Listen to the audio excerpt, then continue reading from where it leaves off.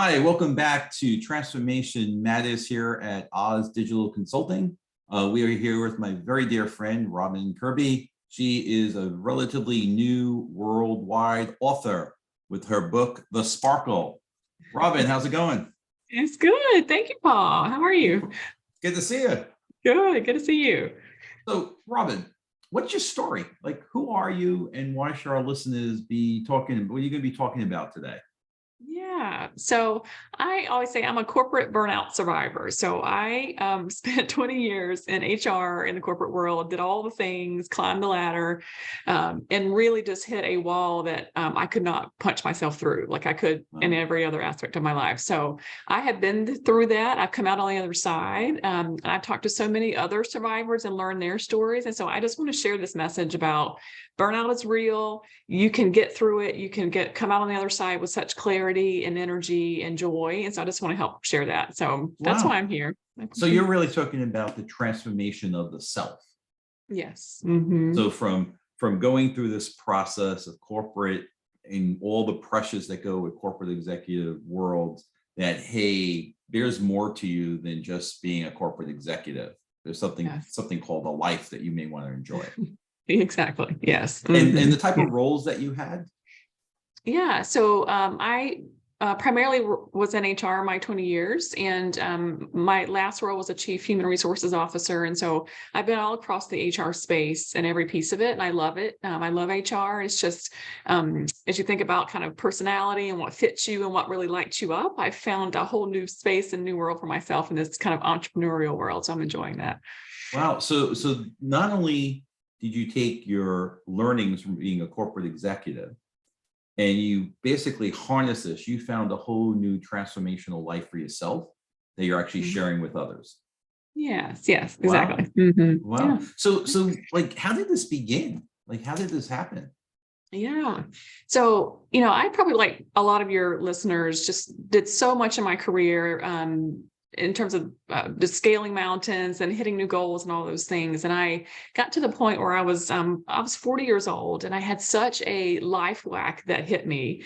And I say I completely missed the message. So I end up in the ICU for a couple of days with different things going on with pulmonary embolisms. And it was very scary. And it was probably based on a lot of my travel, my flying and stress and some of the things I had going on. And so you would think that kind of life whack makes you pause and listen, but it didn't for me. And what I did is like what any good self-respecting workaholic does is I just poured myself back into my job, and I tried to figure out a way to hustle harder. And, I did more things. And at some point I just hit this wall, and I just basically was kind of curled up in the corner in the fetal position. I was like, what am I doing? Like, I can't push through this anymore. Emotionally, I couldn't do it. I was working 70, 80 hours a week. I was just on the weekends, constantly working. There was so much stress.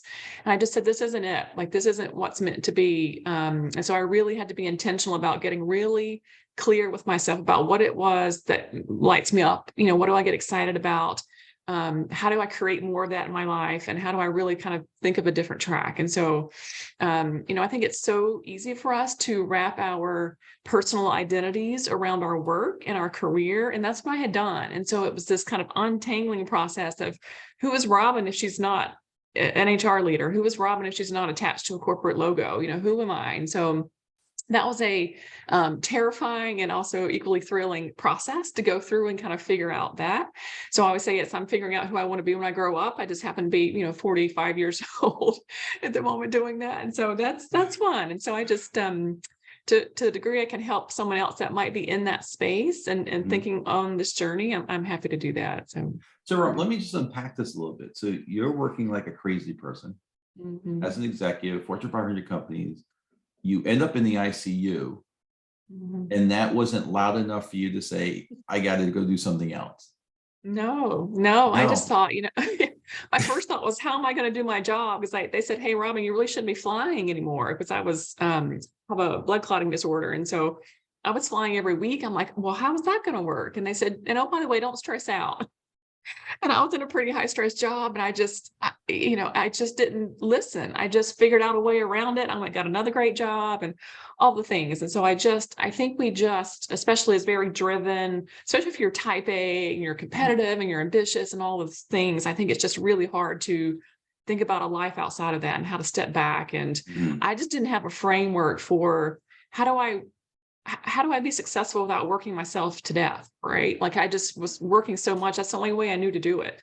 And so I think you just come to that moment in your life where the pain of the present really kind of overwhelms any fear of the future you might have. And so I think everyone's got to get to that point. But I just want to save you all that pain and heartache. If I can catch it early, if you can catch it early, burnout is not a overnight phenomenon. Like this is a slow burn that starts to turn into an inferno, and it can happen over the course of years. And so I think if you can find it early, if you can really think about like, how do I catch it and what do I do when I find it, then that's important to understand. So. And what was the feeling where, like, when you were in the ICU and you're going back to the organization and they were saying, okay, take it easy. Did that sort of help you to say, okay, great, it's time for me to take it easy? Or did you see that as a signal to say, hurry up, get better, I get back into the game? Yeah, it was the latter. Yeah, I was trying to figure out like, how do I get past this? How do I manage not being able to travel and, all the kind of restraints they were putting on me? I just figured out a way around them, or at least I thought I did. My, very over inflated ego just thought I had figured it out, and I didn't. Yeah. Mm-hmm. It's almost like unpacking like an onion. I tell my Columbia and then my youth students, almost like an onion, and you're peeling away the layers. In your case, it sounded like you peeled away the levels of the skin of the onion and just basically said, okay, at the end of the day, what do I got here? Who am I? What do I want to be? And transformation never ends, right? We're never the same person a second or a minute ago or a microsecond transformation. So from your personal experience, you're now saying, hey, hold on, I'm suffering. I survived this. And now you put this in your book, The Sparkle, Yeah, which is on Amazon, right? Yeah. Tell us about how you got from the ICU to the realization there's a better world to saying, hold on, I need to help others. Yeah. So I had that experience in ICU was in June of 2019. And so then I spent the next kind of 18 months, like I said, trying to just charge through it and figure it out and work around it. And then I had another medical scare that in a normal world, like the old Robin, who wasn't so stressed out and so burnt out, could have easily handled that. It was just a mammogram scare, not just, but it was a mammogram scare. And so I just thought something was wrong. And they said, come back in 2 days, we'll rescan you. And that 2-day window, like I just couldn't function. Like I completely broke down. We had so much going on at work. I couldn't even think about handling that. And so luckily that was all fine. It was a false alarm, but that looming life whack really just told me that, Robin, like something really has to change for you. Like you cannot continue like this. I felt like life was kind of staring me in the face saying, this is insanity. Like, what are you doing? And so I had a really just like long talk with myself and with my husband, just thought about like, what does life look like if I'm not in this job? And so I made the decision. I said, I'm going to move out. I'm going to come off this corporate career track and I'm going to try these other things. And if it fails, we'll be fine. Like we will just figure it out. And so that was a tough call, but I made it. And then I spent about 6 months and I said, I don't want to have anything on my agenda, no schedules, no meetings, no plans. Like I don't know what I'm doing, and that's fine. And it was the first time in my life where I didn't know what I was going to go do. Like I was a checklist liver, right? Like I always knew like what I was going to do next. Like, you get out of college and you're going to go get a job, and then you get a job, you're getting a promotion, get a promotion, then you get a house. It was all a series of checklists. It's like a recipe of a chocolate cake. Almost. Yeah. And I just stopped the checklist. I said, I'm just going to be, and just, I just enjoyed life for a while. And it was amazing. Like I'd encourage anyone to just find that space where you can just be and not have a lot of expectations on you. And so I was grateful for that. And then I had some friends asking me what was going on in my life. And so I wrote a LinkedIn post and just said, hey, like, here's what's going on. Here's what I've learned over the last couple of years. And it was such a great reaction. And people were so kind and generous in what they were telling me. I really felt like people wanted to hear more. And so I just started writing. I didn't know what was going to come of it. And the sparkle just flew out. Like I wrote the book in 6 weeks. I didn't know anything about what I was doing, but it was a lot of fun. And then, I figured out the editing process and did my own book cover and all the things. And so, yeah, that's how the sparkle came to be. And so now I'm in this kind of process of sharing it. So now help our listeners, right? So at Oz, we deal with a lot of C-level executives and their journeys in corporate, transformation, working on the digital transformation journey, plus the organizational change, and we deal with a lot of high-powered, high-pressure executives. Yeah. So what should we be telling them to help them? What are the watch out signs that we should be aware of? Yeah. So I think this is good both personally to know for yourselves and also for your teams so that you can see burnout and see when it's happening in your teams, because it is a progression. So I think it starts with, anytime we go into a new job or a new environment, it's great, right? Like we get excited about it. But I think there starts to come a moment, especially if you've gone into or you're in careers that really don't fit you. So it doesn't fit your personality style. Maybe the environment isn't conducive to your value system. It could be a number of things, but something doesn't feel right. Something doesn't fit. You start to feel like your work is really creating like lack of boundaries in your life, and you continue to compromise on some of your boundaries. So I think that's how it starts. And then it progresses into this where your work has really invaded your home life, your personal life. It's what you're thinking about all the time. It's hard to go to sleep. Waking up, you feel like you're kind of gearing up for battle because you feel like you're in a fight all day. And I'd say the number one symptom is exhaustion. It's physical exhaustion, mental and emotional. And when I say exhaustion, I don't mean just tired. Like you could sleep for 3 days and still wake up tired from this kind of exhaustion. Like it really is, you just can't function. You feel numb. It means you probably are more cynical than normal. You're more irritated easily. Like your patience is probably very, very short. And so I think you're just not yourself. Like I always think about, I know at least for me when I'm sick, like I have these, I'm very cranky when I'm sick. And, I think we all kind of show up in a different way when we're sick. This is like 10x that. It really is. You are feeling that way all the time. And it's so much more magnified. And I just think, deep down, this is not you. This isn't how it's supposed to be. Your friends and family may be saying, hey, like what's going on with you? You might be slipping at work. Like your performance might be not where it used to be or where you want it to be. You might be getting more paranoid about your performance. So I think these are all indicators of something's going on that you need to think about and address. So that's just kind of think about the symptom progression. That's typically how it would go. And then how about the transformation, right? So economy is booming. Inflation is sort of getting stabilized. The FANG, the Googles, the market, everyone seems to be laying off, even though the numbers don't seem to prove this out. I mean, they're still making large quantities of revenue. Yeah. When that comes in and people are saying, oh, Google just laid off, wouldn't you think that causes people to work a lot harder because they're running scared? Like what should the people at the Googles of the world and the Twitters of the world with all that insanity going on, which logically and financially, to me personally, doesn't make any sense. What are your thoughts? Yeah. I've actually talked to quite a few folks that are going through this, and either you yourself have been laid off, or if you're one of the survivors behind, like I think both scenarios trigger a range of emotions.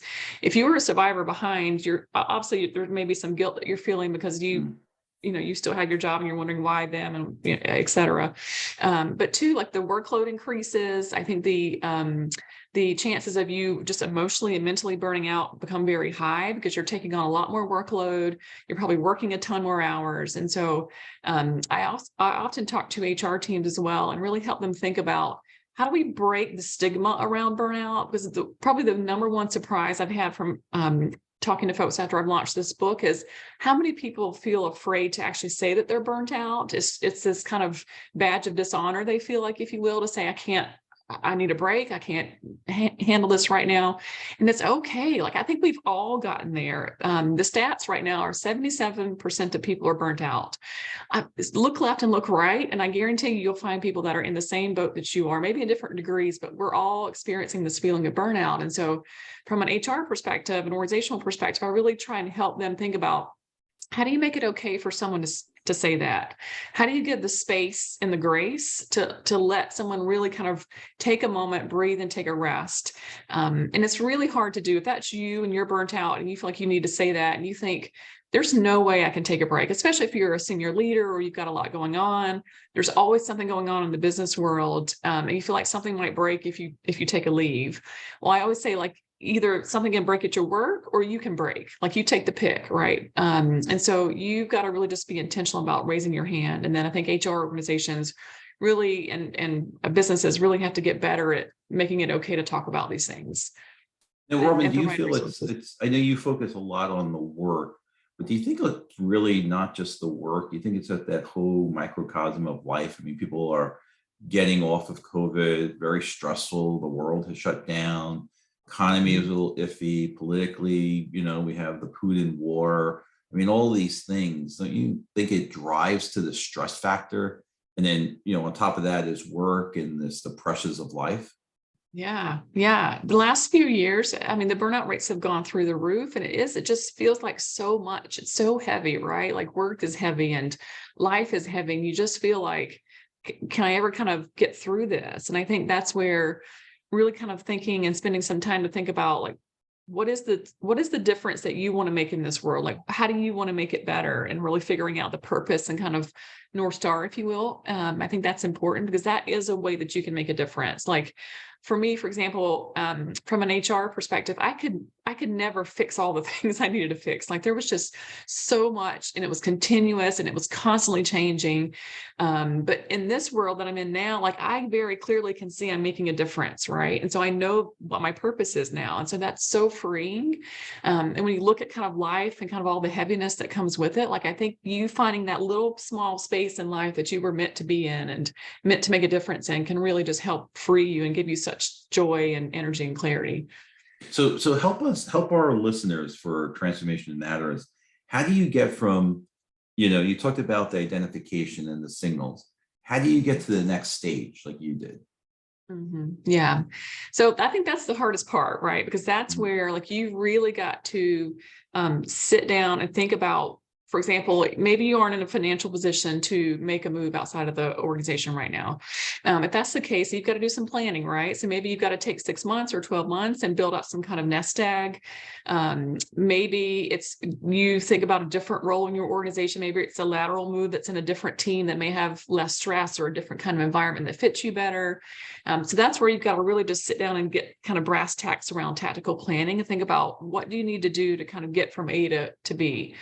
And then I think you've got to have the courage to step into that. And that's hard, right? I think we have people that depend on us. We have families, we have friends, we have our own kind of expectations of ourselves. And the should system that we create, is powerful. And I always say, stop shoulding on yourself. Like you've got to really like find a way to kind of break through all these expectations and really just think about like, what is it that's best for you in this season of your life, and then make those steps and just take baby steps. Like it doesn't have to be some, go into your boss's office tomorrow and quit. Like it really can be a very slow kind of methodical path that you take. But the important part is to make the decision in your head and move forward. Because if you just make the decision and you don't start to make steps, you're just going to find yourself in the same position this time next year, for example. And so I think just really getting clear about what you need to do to move forward. Like what's the next best step to move you forward?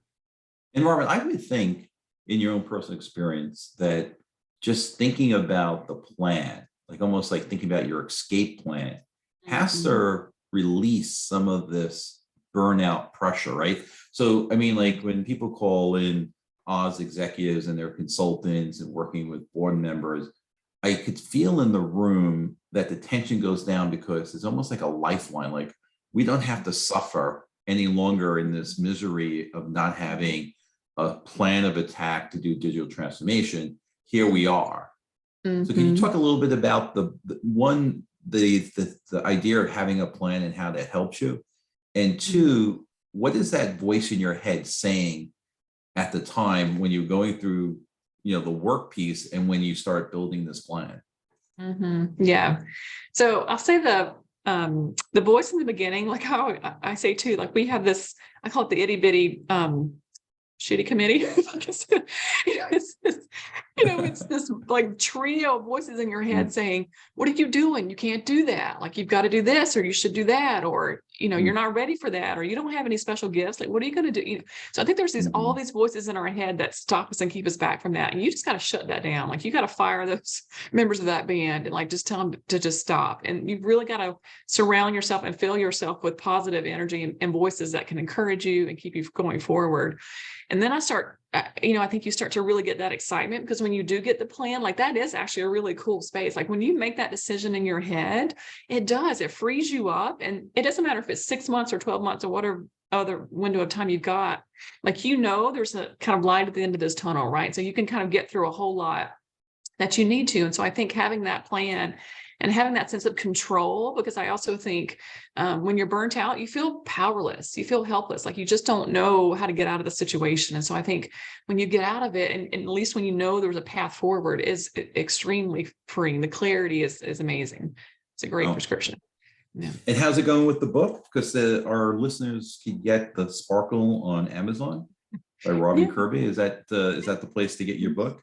You are more than what you have become. How to beat burnout and exhaustion. Find a career that lights you up. Yeah. It's good. The book's been fun. Like I'm starting to do these podcasts, and I'm new to the book world. I didn't know anything about it, and so I self-published, and that was all kinds of fun just to learn that whole process, and so that's just been a great amount of fun. So I'm in the just kind of marketing side of things now, and just thinking about like, what do I do? Because I wrote the book first. Like I said, it just came flying out. I think most people, and maybe your listeners, your audience, a lot of businesses or a lot of business leaders will write books to kind of funnel business to the business.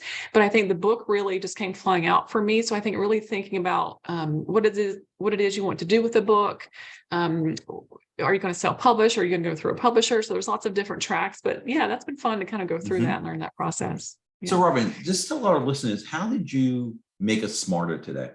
What did we get from you today? Yeah. I hope it's one that that there's a path, and that there's others that are suffering from burnout. If this is you, that it's okay, that you can raise your hand and say, I got to do something different. I got to take a break. And then 2, that there's a way forward. Like this is very doable. Like you've conquered bigger mountains in your life and in your work. Like just apply the same principles that you do at work to yourself in your own life. Like be the CEO of your life, right? Like really think about, what goals do I need? How am I going to attack it? What's my execution plan? What resources do I need? Put all that together, put all your good knowledge together for yourself. Great. Robin Kirby, dear friend of mine for many, many years. Congratulations on the book. You can get the book, The Sparkle, You Are More Than What You Have Become, on Amazon. Just do a search on The Sparkle, Robin Kirby. Robin, pleasure having you on the Oz podcast, Transformation Matters. I hope our listeners had a wonderful time thinking about how they can transform their own lives. Robin, we're going to have you come back and give us another update on your book. Thank you. Yeah. Great. Thanks, Paul. Thanks, everyone.